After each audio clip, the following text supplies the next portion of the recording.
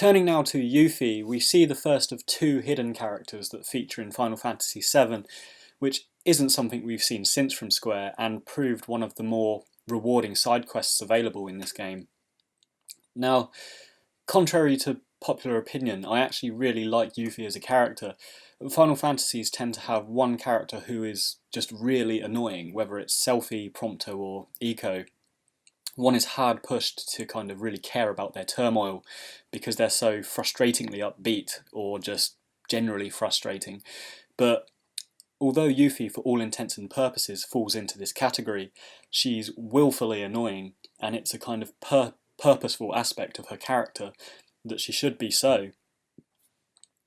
The fact that Cloud and the party find her so intolerable early in the game is alleviating to the player because we know it's not just us being angry about this character, and it's not, just bad character design. It's actually, a conscious effort to make her character this way and this annoying. So to this end, I cut her a lot of slack and appreciate that she is just this willful teenager with a really ridiculously inflated ego that's mildly amusing if nothing else. Looking at Yuffie's narrative arc, which takes place around Wutai, we again see a pang of seriousness at her people having suffered at the hands of Shinra.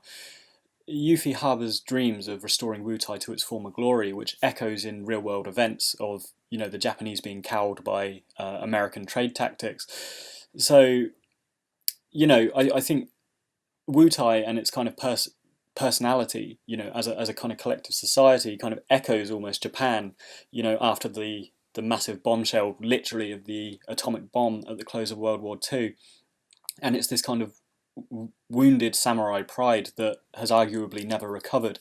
There's some real kind of comparisons to make between that real world kind of situation and how, Shinra have moved in on the Wutai people. Lord Godo reflects this pacifistic stance that is very similar in kind of contemporary Japan, and his reluctance to oppose Shinra. Instead, he has turned Wutai into a tourist attraction to maintain the economy, which is a major gripe for Yuffie throughout the game. Her role as a materia hunter stems entirely from this desire to restore Wutai's pride and wealth, and she becomes an antagonistic one ninja army against everyone, including those in our main party. Indeed, even once she's joined the party, Yuffie remains sarcastic towards everyone, indicating that she's still considerably egocentric and self-interested, which is one of the main reasons that I like her so much. Most other annoying characters in the Final Fantasy series are annoying because they're trying so hard to be liked, or they're just overly nice.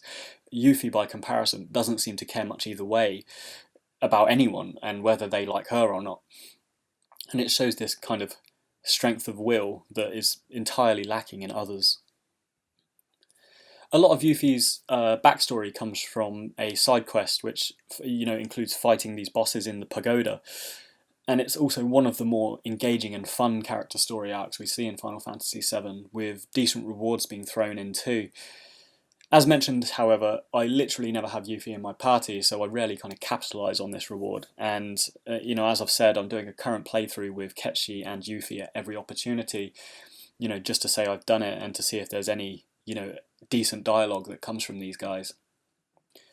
But apart from that, I don't think there's much to talk about Yuffie. She has an interesting kind of tertiary kind of side quest backstory, but again, being this hidden character, there's not much exposition offered to her, and there's not much of her tied into the main story arc because, of course, she is optional. So we can't have players missing out on core story simply because they didn't bother kind of unlocking Yuffie.